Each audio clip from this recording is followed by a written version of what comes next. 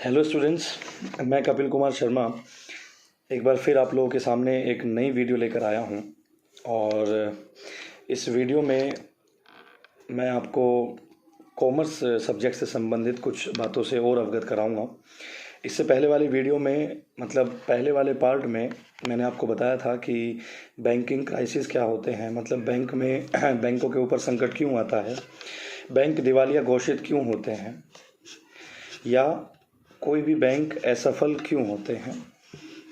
इस विषय में मैंने आपको कुछ एग्जाम्पल भी बताए थे कि भाई बैंकिंग संकट, अफवाह फैल जाती है दिवालिया होने की, या लोगों का विश्वास उठ जाता है बैंकिंग सेक्टर के ऊपर से, कुछ और भी कारण थे। और 4 प्रकार के या 4 ईयर या 4 सन के बारे में मैंने आपसे कुछ जिक्र किया था कि हमारे भारत देश में बैंकिंग जो क्राइसिस हुए थे वो किन किन ईयर में हुए थे।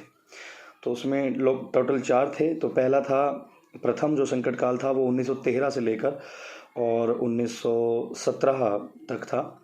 दूसरा जो संकट काल था वो 2 चरणों में पूरा हुआ था, एक 1922 में और दूसरा 1929 से लेकर 1936 तक। और तीसरा हम लोग जो जिक्र कर रहे थे, तीसरा था 1939 से लेकर और 1946 ईस्वी तक, लगभग 7 साल।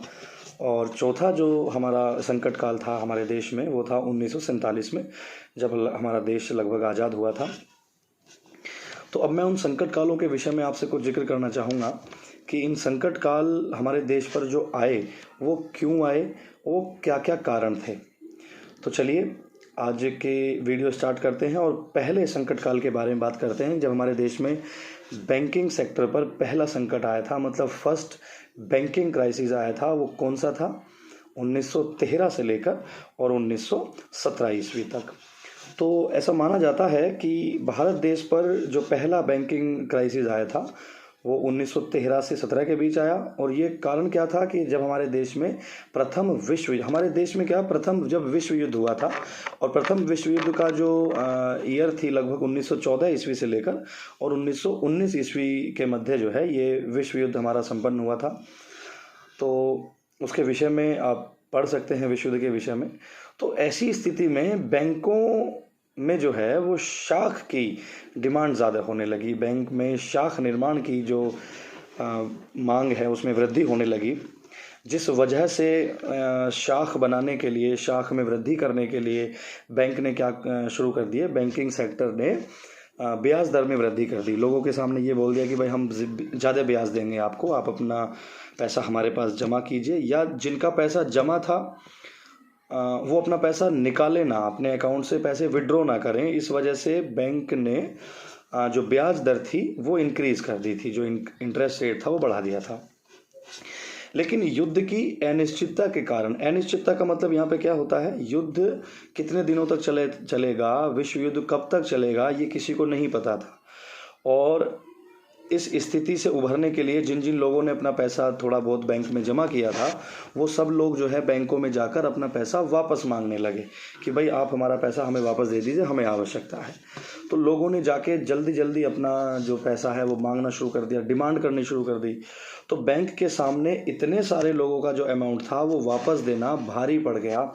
समस्या आ गई, बहुत गंभीर समस्या आ गई कि भाई इतने सारे लोग अब पैसा मांगेंगे तो कहाँ से देंगे, क्योंकि जो पैसा बैंक में जनता जमा करती है, बैंक क्या करता है, उन पैसों में से कुछ पैसा तो तरल रूप में रख लेता है, लिक्विड फॉर्म में रख लेता है कि भाई जब आवश्यकता होगी तो इस पैसे को हम लिक्विड फॉर्म में कन्वर्ट कर लेंगे। सपोज करें गोल्ड में कन्वर्ट करके रख लिया था पैसा, अब अगर ज़्यादा पैसे की ज़रूरत है तो गोल्ड को बेच दिया जाता है और पैसे को वहाँ से ले लिया जाता है। उसे भी हम कहते हैं कि लिक्विडिटी है, पैसा तुरंत प्राप्त करना है।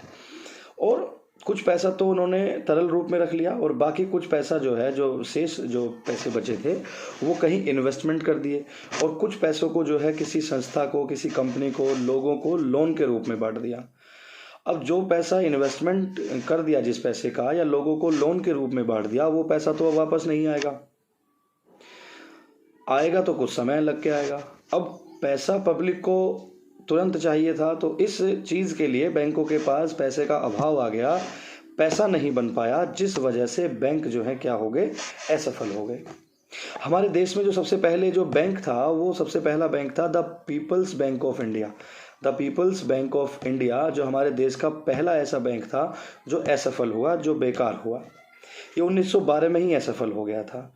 और लगभग ऐसा माना जाता है कि 1913 से लेकर 1917 के मध्य, जो मैंने बताया कि प्रथम बैंकिंग सेक्टर संकट जो आया था, इस मध्य लगभग 87 बैंक जो हैं टोटल क्या हुए थे, 87 बैंक हुए थे असफल।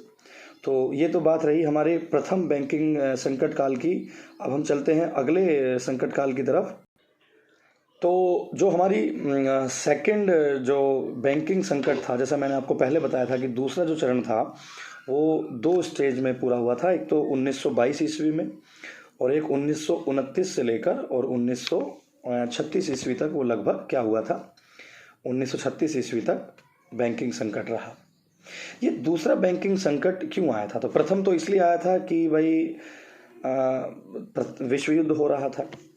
और दूसरा क्यों आया था? दूसरा इसलिए आया था कि उस समय की जो सरकार थी, लगभग 1922 में जो क्राइसिस आया था, बैंकिंग क्राइसिस आया था, वो इसलिए आया था कि जो 1922 में तत्कालीन सरकार थी, तत्कालीन मतलब उस समय की जो सरकार थी, उन्होंने एक नीति लाए थे वो, और वो नीति थी मुद्रा संकुचन की नीति। मुद्रा संकुचन की नीति जैसे ही उस तत्कालीन सरकार ने अपनाई, तो बैंकों के सामने एक प्रकार से मुद्रा के विषय में या अनिश्चितता की जो स्थिति थी, वो तुरंत के तुरंत उनके सामने उत्पन्न हो गई। तो ये तो बात रही 1922 ईस्वी की। उसके बाद जो दूसरी स्टेज शुरू हुई थी, वो हुई थी 1929 से लेकर और 1936 ईस्वी तक। तो इस स्थिति में भी जो लोगों के मन में जो है एक ऐसी स्थिति बन गई कि भाई अब बैंकिंग सेक्टर जो है पहले की तरह उभर नहीं पाएगा, या बैंक जो है सफल नहीं हो पाएंगे। तो लोगों के दिमाग में इस बात को लेकर काफ़ी गंभीर विचार उत्पन्न होने लगे। और इस स्थिति को देखते हुए लोग बैंकों के पास गए और भैया उनसे बोलने लगे कि हमारी जो पूंजी है, हमारा जो पैसा है, उस पैसे को आपको सुरक्षित करना होगा। आप सुरक्षित नहीं कर सकते तो वो पैसा आप हमें वापस कर दीजिए। तो फिर से बैंकों के सामने वही स्थिति उत्पन्न हो गई कि जब इतने सारे लोग पैसा मांगेंगे, पैसे का जो डिमांड करेंगे, तो बैंक इतना पैसा ऑन द स्पॉट कहाँ से दे पाएगा? आप समझ रहे होंगे। तो लगभग ऐसा मान के चलते हैं कि 1929 से लेकर और 1936 मतलब 7 सालों में काफ़ी सारे बैंक या उनकी शाखाएं जो हैं मतलब यहाँ पे स्थापित हो चुकी थी। तो इन सब बैंकों की स्थिति क्या हो गई थी? असफल होने की। तो ऐसा माना जाता है कि 480 बैंक जो है 1929 से लेकर और 1936 तक जो है असफल हुए थे। इसी बीच जो है जब बैंक इतने सारे असफल होने लगे, लगातार बैंकों की तरफ से या बैंकिंग सेक्टर से ये खबर आने लगी कि ये वाला बैंक दिवालिया हो गया, अब ये वाला बैंक जो है असफल हो गया।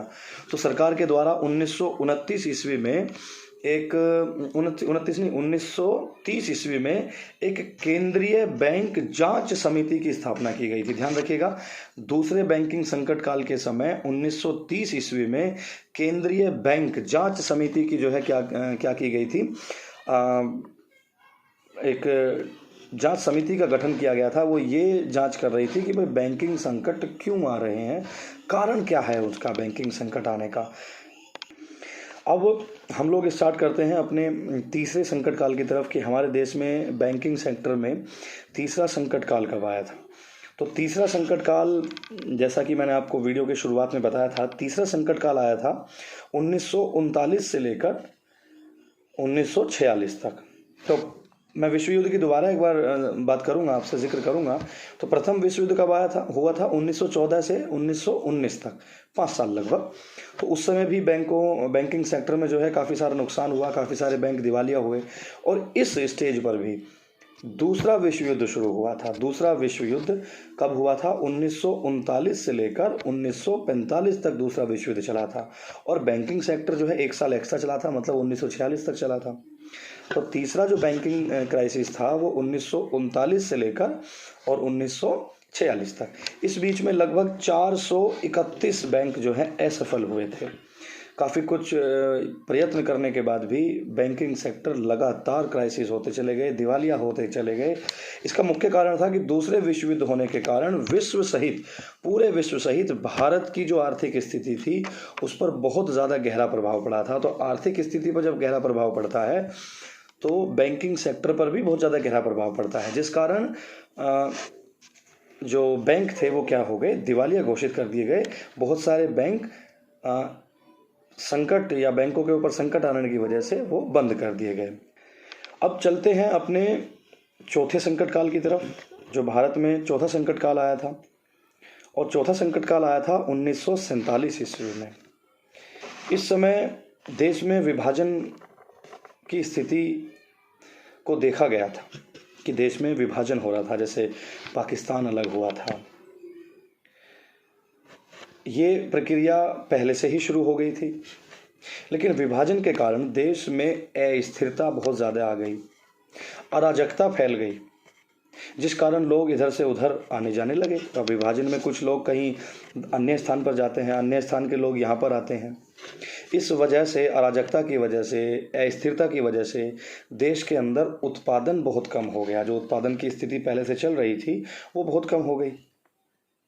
आयात निर्यात पर बहुत ज़्यादा प्रभाव पड़ा, जिस वजह से भारत की जो अर्थव्यवस्था थी वो पूरी तरीके से डगमगा गई।